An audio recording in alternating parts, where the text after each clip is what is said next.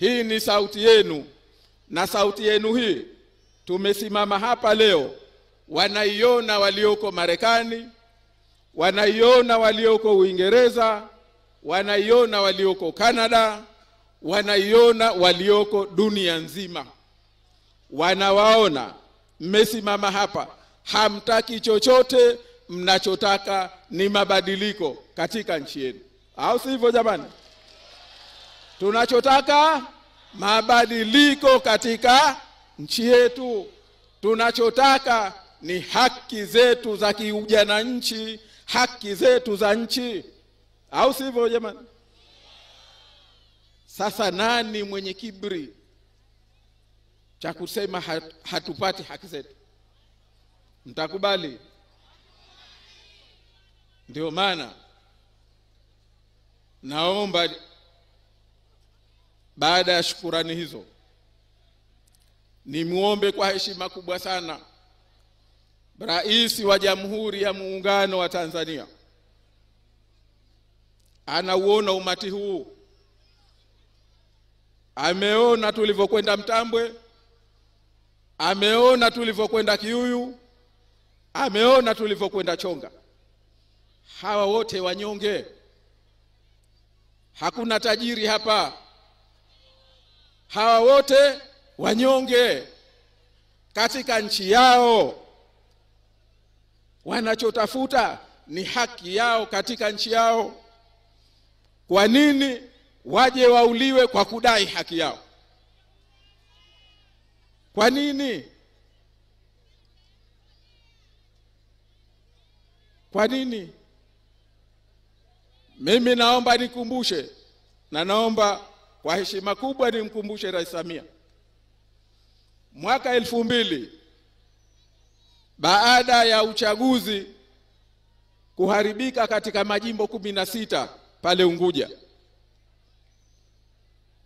baada ya wiki moja Rais Mkapa alileta ndege ya serikali Unguja. Tukaenda kumuona mimi na mzee Abdurahman Mwinyi Mbegu. Mimi nikiwa katibu mkuu wa wizara wa ofisi ya waziri kiongozi, naishughulikia sheria ambaye tume ya uchaguzi ilikuwa chini yangu, na mzee Mwinyi Mbegu ambaye alikuwa mwenyekiti wa tume ya uchaguzi. Tukaenda Dar es Salaam sisi watu wawili, tukakutana naye akiwa watatu. Sisi watatu. Akatuambia, sikilizeni, mimi ndio mwenye dhamana ya usalama katika nchi hii, ndio mwenye dhamana ya utulivu katika nchi hii. Siwezi kuliweka jeshi muda usiojulikana kwa mambo ya kiraia. Nachotaka kauli yenu, haya mambo mnakwenda kuyamaliza lini? Rais Mkapa hakumuita rais. Rais Mkapa hakumuita waziri. Alituita sisi ambao tulikuwa na dhamana ya jambo lile. Lakini kauli yake ilikuwa ni hiyo. Na mimi ninachomuomba Rais Samia, na nimemuomba hapa, na muomba hapa, na yasema hapa, Gando, kwa nini walioyafanya 2020 wakawapa watu ushindi wa wizi baada ya kuua watu, kujeruhi watu? Hawa waliopewa ushindi wa wizi umewatamkia. Hawa waliowapa ushindi wa wizi wameanza kuamini na wao wenyewe kama eti walishinda 2020. Hawa waliowapa ushindi wa wizi leo wanafanya njama wapate ushindi kwa namna yote, sio ushindi, waingie madarakani, wapate viti walivyopewa 2020 kwa namna yote. Wapo Gando au hawapo?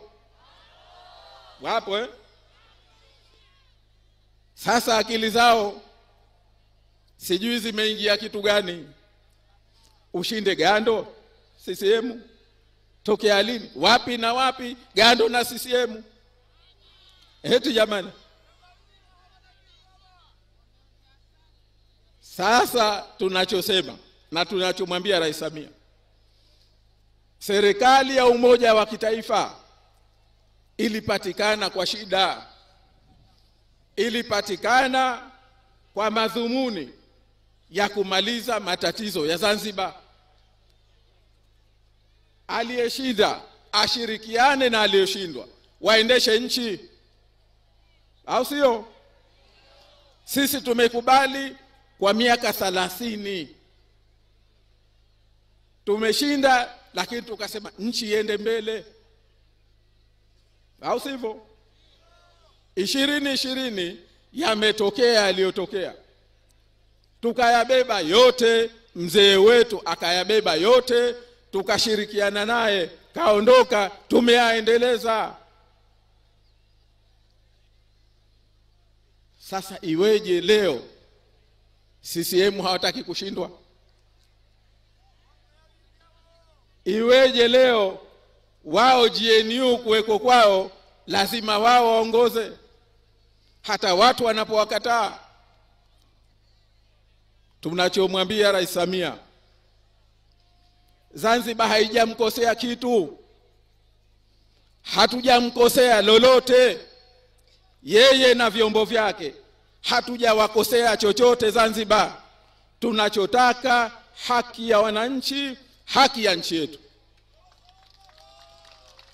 Hatujamkosea lolote kudai haki hiyo, ni haki yetu na tutaidai kwa maisha yetu, kwa damu zetu, kwa roho zetu. Au hamko tayari watu wa Gando? Tunachomwambia, asitake kuingiza Zanzibar katika matatizo ya kudumu. Haya matatizo ni kwa sababu watu wake wamejaa kibri, na kibri wanawapa wao. Asifikiri na wasifikiri kwamba kwa kuwapa ushindi hawa waliokuwa hawakuupata, ushindi wa wizi, ndio yataisha siku ya uchaguzi. Nasema haya kwa dhati, kwa sababu naijua nchi hii ilipotoka na inakokwenda. Kwa sababu nakaa na nyinyi wananchi, na wasikia, nakaa na hao CCM, na wasikia, nakaa na wafanyabiashara, na wasikia. Kila mtu taabani, hakuna mfanyabiashara anayewataka waliopo leo. Hakuna anayewataka hii jamhuri yao ya walaji. Tunachosema, tuna GNU, tuheshimu GNU.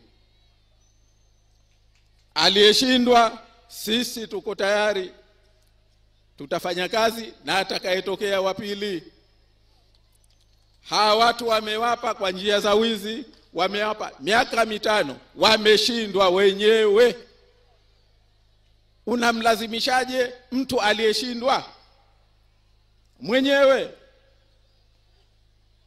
Au sio? Wamepewa kazi yao, imekuwa kukwapua ardhi. Kila unakopita miradi ya kifisadi imeelezwa hapa. Leo ilikuwa hiyo ya 17, hawajajibu hata moja.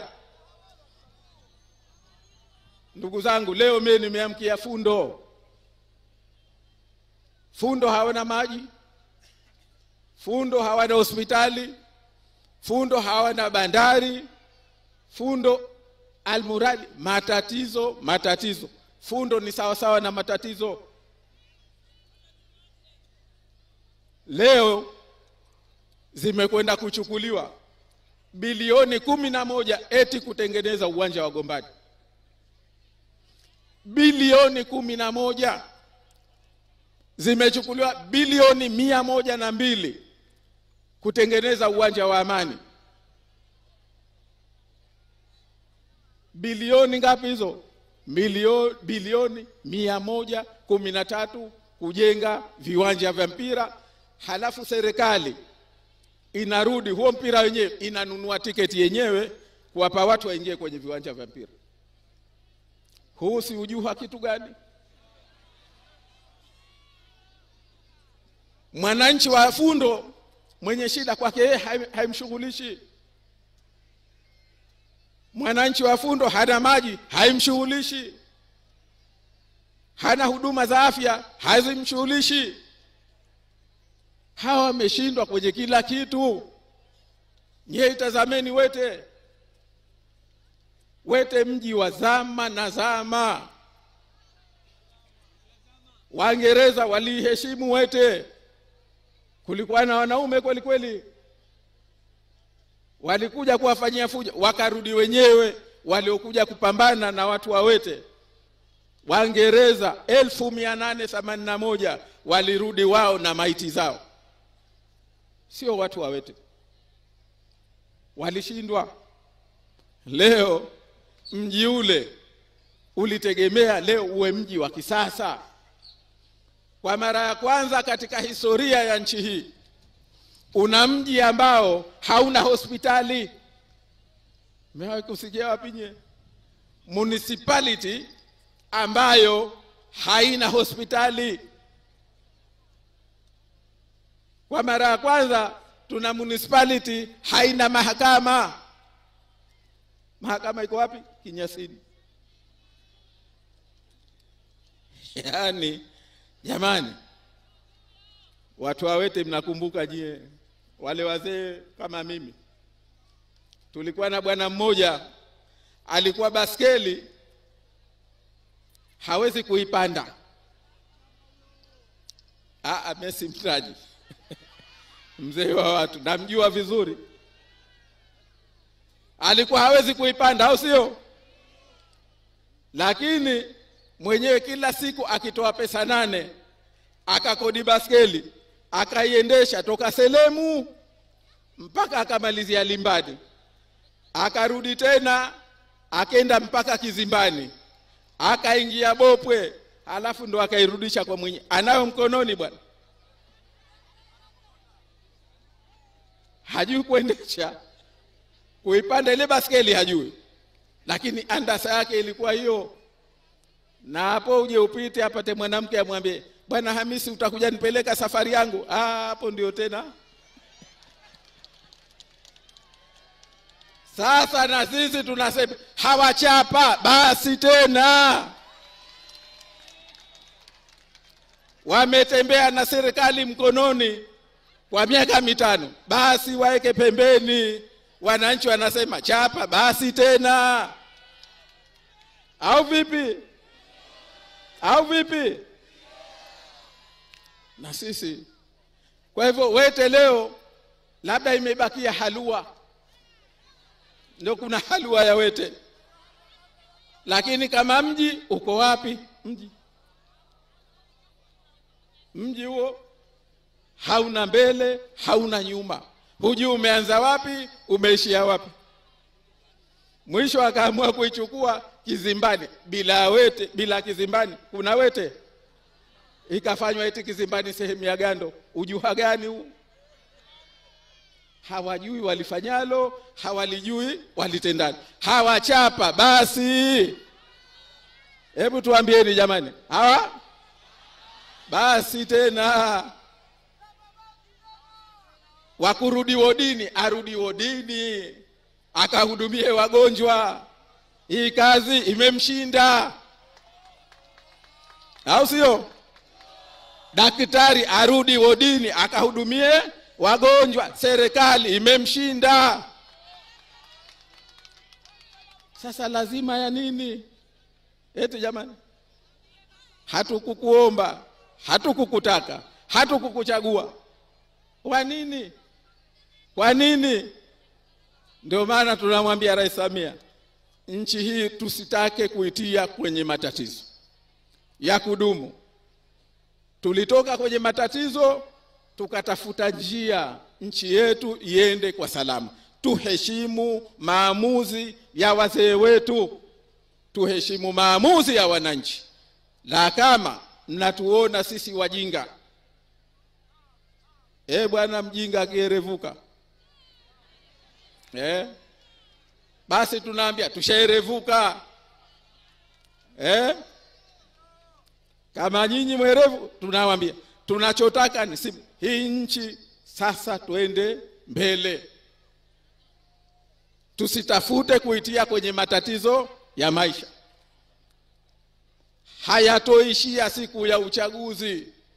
Mkiweka watu kwa njia za wizi, kwa njia za nguvu, kwa njia za hadaa, tunawaambia hii nchi mtakuwa mmeitia kwenye matatizo ya milele. Kwa sababu wananchi hawa hawako tayari, na wanachodai ni nchi yao, ni haki yao, hawadai cha ziada. Hawawaombi mwende kichwa chini miguu juu, wanataka mwende hivyo hivyo miguu chini kichwa juu, au sivyo? Ndugu zangu, tumepita katika mikutano hii. Makamu mwenyekiti kaeleza kila aina ya ufisadi uliofanyika katika nchi, na tumeeleza sisi yapi tutawafanyia wananchi. Zipi sera zetu katika elimu, zipi sera zetu katika kuwawezesha wananchi, zipi sera zetu katika kujenga serikali. Tumesema la mwanzo ni hili ambalo kalieleza hapa Mheshimiwa Mansuri. La mwanzo ni kuirejesha nchi hii mikononi mwenu. Kwa sababu ya jeuri hii yote ni kwa sababu tunaishi utumwani. Alojipa mamlaka kawekwa kwa nguvu, hujamchagua. Kama hujamchagua, atakuheshimu vipi? Ahadi yetu sisi ya kwanza, hii nairejea kila ninapokwenda. Ahadi yetu ya kwanza ni kuirejesha nchi hii mikononi mwenu wananchi. Kuwarejeshea ufalme wenu. Mchague kiongozi mnayemtaka. Baada ya kuridhika, sauti yenu isikilizwe. Kwa hivyo ndio maana tunasema uchaguzi huu ni wa kwenda kuinusuru Zanzibar. Uchaguzi huu wa kufanya nini? Kwa sababu ukiwekewa kiongozi ambaye wewe hujamtaka, hutoweza kumuondoa, hatokuheshimu, kwa sababu huna namna ya kumuondoa.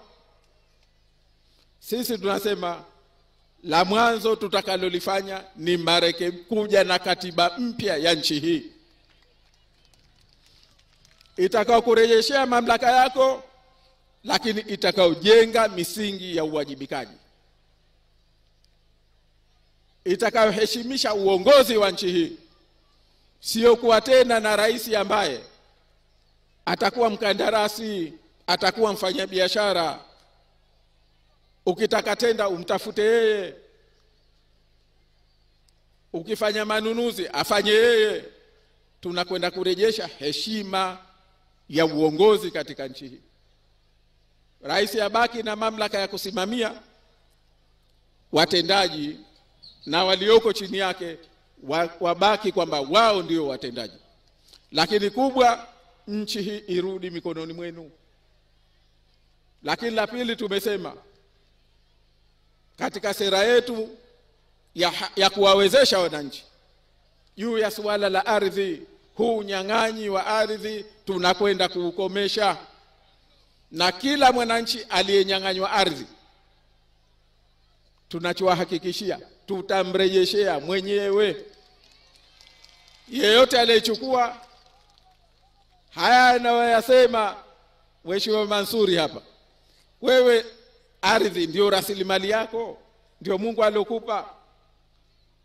Kama akatokea mtu anataka kuwekeza, tukukutanishe naye, mkodishe. Wewe ndio mkodishe mwekezaji.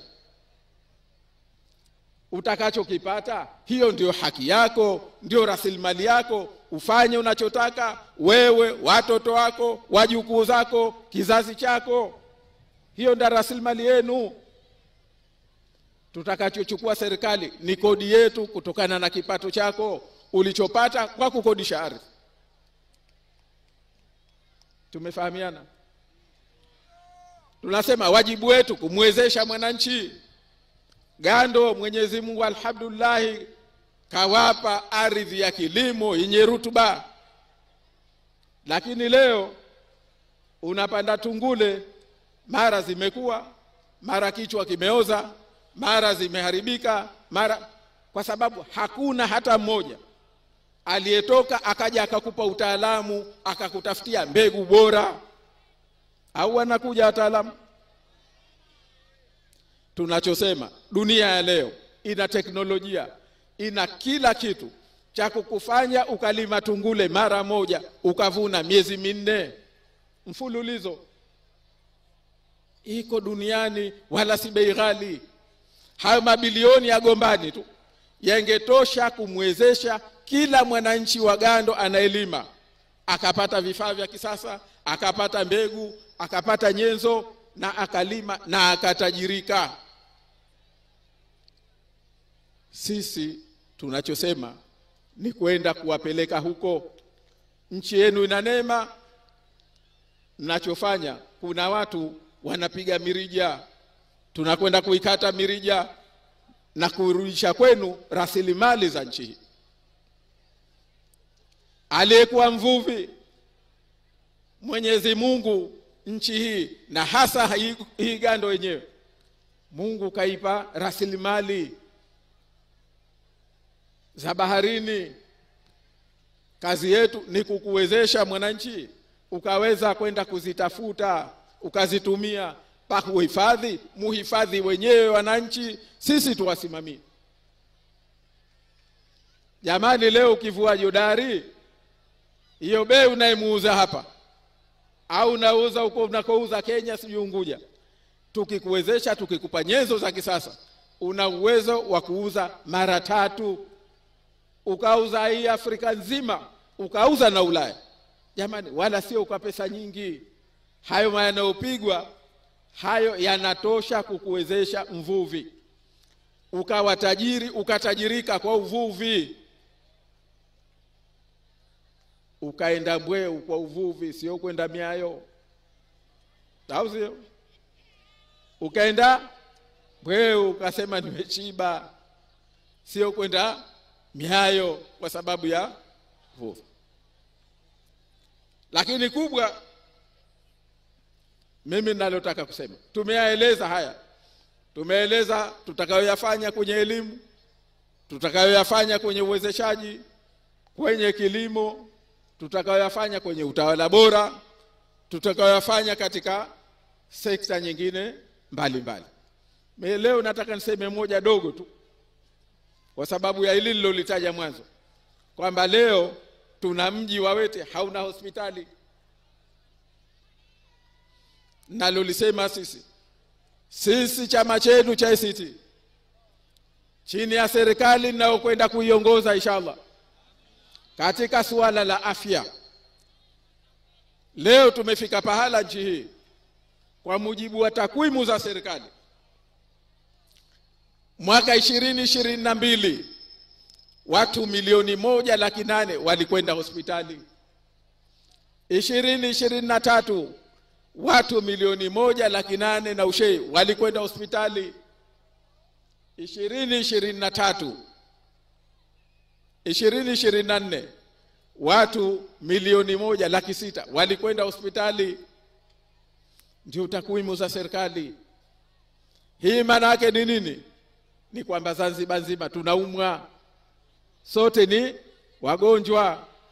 Na unajua ugonjwa ni kwa sababu gani? Lishe. Yote hii ni njaa. Na njaa sio kujaza tumbo. Njaa ni kula chakula cha kiungwana, chakula kinachohitajiwa na mwili, chakula ambacho kweli ni cha kibinadamu. Sasa hivi tunastiri hali. Sasa hivi tunafanya nini? Tunastiri hali. Ndio maana tunasema sisi katika kujenga afya za watu, tunaanza na lishe yao na maisha yao. Na katika hili serikali yenu nitakao kwenda kuiongoza inshallah. La mwanzo, tutaondoa kodi katika bidhaa zote za chakula. Tutaondoa kodi, tutaondoa tozo, tutaondoa ada. Leo ukileta chakula kutoka Unguja pale, ukipita bandarini wofeji ulipie, ukija Pemba wofeji ulipie. Sijui kuna ada gani ya kilimo, sijui ada. Haya yote tunakwenda kuyaondoa. Chakula kiwezekane mtu ale chakula kwa mujibu anavyopenda, chakula chenye afya.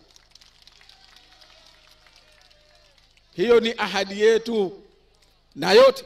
Na mimi nawapa mfano ndugu zangu. Mimi ni mkulima kidogo. Hapa Pemba ninalima. Anayetaka kuja kunitembelea naweza kumkaribisha. Lakini leo ukishakuvuna hapa Pemba, ukisema ukisafirisha kupeleka Unguja, kama ni ndizi, kama ni embe, ukifika Unguja kiko ghali zaidi. Yaani inakuwa bure ghali. Kwa sababu ya nini? Ada, tozo. Ukikipakia melini wanakuchaji kama vile umepakia dhahabu. Sisi tunasema tutakwenda kuweka mpaka bei elekezi ya kupakia mzigo wa chakula kupeleka kutoka kisiwa kimoja kwenda chengine. Ndio maana tunasema huu mnyororo wote huu tutakwenda kuuangalia, tuhakikishe chakula katika nchi mtu hapati shida. Ni kudhalilika ardhi yenye rutuba kama hii, ardhi Mungu aliyojalia neema kama hii, halafu mtu alale na njaa, mtu apate shida. Hiyo ndio la mwanzo wajibu wa serikali kwa watu wake. Leo na watoto ukimtazama ukae miaka 9 ndio uanze kutuma dukani. Tunakwenda kuyaondoa ndugu zangu. Tunakwenda kuyaondoa haya inshallah.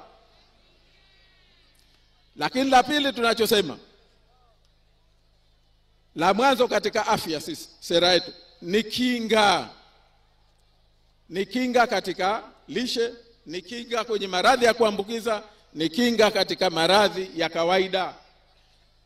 Tutakachoimarisha ni huduma ya afya ya jamii, lakini pia kuwa na idara maalum ya kinga ya maradhi yasiyoambukiza ambayo itashughulikia na masuala ya lishe. Na tunaposema masuala ya lishe, maana yake ni nini? Masuala ya lishe sio tu kwamba mtu ajaze tumbo. Ndugu zangu, tunaletewa mavyakula hapa yana sumu. Tunaletewa mavyakula yana sumu. Zanzibar ndio tunaongoza leo kwa maradhi ya kansa. Maana kansa la kwanza, hizi stress tunazotiwa na hawa jamaa peke yake. Ukifikiria kesho nitakula nini, tayari ni maradhi. Ukifikiria uchaguzi wewe unakuja, ni maradhi. Ukifikiria umejengiwa ghorofa lakini mtoto hana suruali ya kuvaa kwenda kwenye ghorofa, ni maradhi. Ukifikiria kwamba inakuaje mtoto ende kwenye skuli ya ghorofa miguu chini, ni maradhi. Ukifikiria sikukuu inakuja, ni maradhi. Ukifikiria Ramadhani inakuja, ni maradhi. Ukifikiria una harusi ya mtoto, ni maradhi. Au sivyo jamani? Tunaishi maisha ya maradhi, maradhi, maradhi, maradhi. Haya tunakwenda kuyaondoa. Chakula itakuwa ni wajibu wa serikali kuhakikisha tunaletewa chakula cha binadamu, sio cha punda kirongwe. Hapa leo tunakula mtama, mchele wa punda kirongwe ndio tunaoletewa. Haya jamani, tutayapiga marufuku. Wajibu wetu kuhakikisha afya zenu. Lakini kubwa tunalosema ndugu zangu, katika benki ya afya, leo muda hautoshi kuyaeleza yote, lakini moja ambalo limekuja kuvuruga, limefisidi mfumo wetu wa afya, ni haya suala la huduma za afya kupewa kampuni za kigeni. Tumejenga wenyewe kwa mkopo, wataalamu tunao. Ndugu zangu, ndugu zetu wa Kizanzibari ndio wanaoendesha huduma za afya takriban katika nchi nyingi duniani. Leo sisi tuna vyuo, tuna ndugu zetu wazalendo, na tuwashukuru, tuwapongeze. Kuna wazee wanaojitoa, wanaojitolea, wamejenga vyuo vya afya. Wazee wanahangaika, mtu anauza mpaka kikataa chake ampeleke mtoto akasome kozi ya afya. Akija anaambiwa ajira kapewa mtu ambaye si Mzanzibari kwenye huduma za afya. Mtoto uliomsomesha ana diploma yake, anajipepea, hana vya kuifanya, hana cha kufanya. Ushauza akikataa, mtoto kakukalia nyumbani, anaomba na pesa ya bando. Tunachosema, tutakwenda kufuta mikataba yote ya waliopewa kutoa huduma za afya. Makampuni yaliyopewa huduma kutoa huduma za afya tunakwenda kuifuta. Si utaratibu, si utamaduni. Huwezi kubinafsisha core function ya serikali ya kutoa huduma za afya. Haiwezekani. Tunachosema sisi, tunao wataalamu, tumeshindwa kuwasimamia. Wameshindwa kusimamia, wameshindwa kupewa maelekezo, wameshindwa kupewa utaratibu. Wapo, na kama hapa hawapo, tuna ndugu zetu wengi wako tayari, wametuambia kuja kutusaidia kusimamisha, kuboresha huduma za afya Zanzibar. Tunafahamiana? Hiyo ndio ahadi yetu, na kuendelea kuboresha huduma hizi za afya na kuongeza huduma ambazo hazipo Zanzibar, ili tufike pahala mwananchi usipate shida ya kusafirishwa. Upo uwezekano huduma zote hizi kutolewa hapa hapa Zanzibar, na inshallah tutakwenda kuyafanya, kwa sababu si mambo ya gharama kubwa ya kusema haiwezekani Zanzibar. Kwa hiyo ndugu zangu, ninachosema kwa ujumla katika suala la afya, tutakachokwenda ni kuirejesha mikononi mwa wataalamu wetu wa Zanzibar. Wanaweza, tutawalipa vizuri, mazingira mazuri, tutawatafutia vifaa, tunaamini wanaweza kufanya kazi hii. Huu ufisadi wa kutafuta watu wakaja wakatengeneza faida kwa afya zetu, kwa pesa zetu, huu mwisho. Katika mambo tutakayoyafanya, kufanya review ya mwanzo kuanzia Novemba inshallah mwaka huu, ni utoaji huu wa huduma zilizobinafsishwa. Tuko pamoja ndugu zangu? Au mnazipenda huduma zilizobinafsishwa? Eti jamani, tuko pamoja? Kwa hivyo tunachowaambia ndugu zangu, kama ambavyo mmesimama kudai mabadiliko katika nchi yenu, kama ambavyo mmesimama kutaka haki zenu, tunachowaahidi sisi ni kwenda kuyasimamia mkapata haki zenu, tukapata haki ya nchi, tukaendesha nchi hii kwa salama na amani, tukafaidika katika nchi yetu. Tuko pamoja? Na katika hili hakuna wakutuzuia ndugu zangu, hakuna wakutuzuia. Hatutokubali mtu akae mbele yetu kutuzuia kwa hili. Akubali, akitaka kutubirua tutabiruana, au vipi? Akitaka kutubirua, naam, lakini kwenye nchi yetu hatuna utani. Utani tutaufanya kwenye vikao vya karata, tutaufanya kwenye kucheza bao, lakini sio kwenye mambo ya nchi. Hayo yamepita zamani. Ndio maana tunasema ujinga. Sasa ili tuyatekeleze hayo ndugu zangu, au mna wasiwasi? Na wasiwasi omo hayawezi. Alokuwa na wasiwasi aseme bwana, tuyamalize hapa. Kama tuko tayari, tuko pamoja. Mimi niwaone, hebu tunyenyue mkono niwaone waliokuwa tayari. Tuko pamoja kwenye safari, tuko pamoja. Nachoomba kwenu kidogo, kura zenu. Mtanipa kura zenu. Mtanipa kura zenu. Nachoomba na chengine kidogo, ili haya yawe kidole kimoja hakivunji chawa. Nahitaji na wasaidizi. Sasa naomba kwa jimbo la Gando. Naomba kwa jimbo la Gando mnipe madiwani wawili, mnipe mbunge, mnipe na mwakilishi. Kwa hivyo naomba niwaite hapa wa haraka haraka, muwaone, mnipe ahadi, halafu tumalize. Na madiwani wadi ya Kinyasini, wadi ya Gando. Haya chachafu za kijani wechagua ACT. Haya wabunge tunao, wapenda maendeleo. Jamani, mmemuona? Mmemuona? Tutampa kura zetu. ACT Wazalendo, ukweli na uwazi. Mimi ndiye diwani wa wadi ya Kinyasini, inshallah tukijaliwa, kuanzia tarehe 29 Oktoba. Nataka nitumie fursa hii kuwaomba kwamba tarehe 29 tujitokezeni sote kwenda kuwapigia kura viongozi wote wa ACT ili kuinusuru Zanzibar. Asanteni sana, tuomba kura zenu. Haya wabunge tunao, wapenda maendeleo. Tunao. Au vipi? ACT Wazalendo.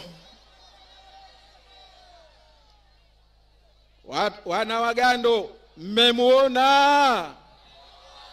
Tutampa kura zetu. Bwana wanakusubiri wasalimia. Mabadiliko kweli na uwazi. Shusha tanga. Safari. Limesimama mbele yenu hapa kwa majina, naitwa Juma Amir Salum. Chama kimeniteua ili nipeperushe bendera kupitia chama cha ACT Wazalendo kwa wadi ya Gando. Nikuulizeni moja tu, tuko tayari kwa uchaguzi? Sijasikia bado. Tuko tayari kwa uchaguzi? Tuko tayari kwa uchaguzi? Asanteni sana. Asante. Mmemuona? Mtampa kura zenu. Mtawaombea. Sasa Sheikh Ahmed Seif, mgombea wa ubunge. Haya chachafu za kijani wechagua ACT. Haya wabunge tunao, wapenda maendeleo. Wawakilishi tunao, pamoja na madiwani. Mmemuona? Mna wasiwasi? Tutampa kura zetu. ACT Wazalendo. ACT Wazalendo. Mimi na Zanzibar. Gando safari. Fundo safari. Napenda nitoe salamu ndogo kabisa kwa mjomba wetu Yusuf. Mnamjua? Tarehe 29 tunaruka naye bato tu. Bamba tu bang. Tuko naye, tutahakikisha mapema asubuhi anaenda kulala. Tuko pamoja jamani? Tuko tayari kumuondoa? Nani huyo? Nani? Mtani wangu nani? Salumu tunamuondoa mapema. Naombeni nitoe wasiwasi tu kwa viongozi wangu.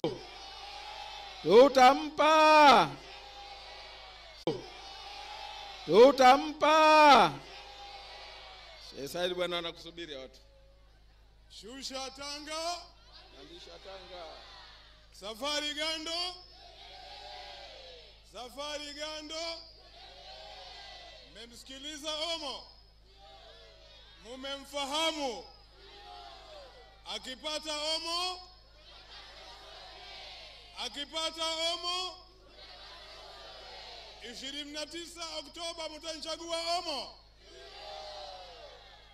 Basi pia tunaomba kura zenu, kwanza kwa omo mwenyewe, kwa mbunge Ahmed, madiwani wetu Juma Abdalla na Juma Ameri, na mie mkongwe wao. Naomba kura zenu. Mtanipa? Nawashukuru sana. Asante. Mmemuona? Mmewaona? Jamani, tumefunga mkataba hapa. Tunawadai kura, mnatudai ahadi zetu tulizozitoa. Tuko pamoja. Tukumbuke huu mwaka wa nini? Na ujinga. Asanteni sana wana Wagando.